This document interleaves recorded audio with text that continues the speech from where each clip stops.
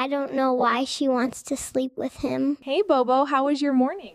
It was very hard, like every morning. Because Daddy makes a lot of noise when he sleeps. I wake up and I realize Mommy is not there, so I go to her room. And there she is asleep with Daddy. Then she gives me food because my tummy makes the same noise as Daddy sleeping.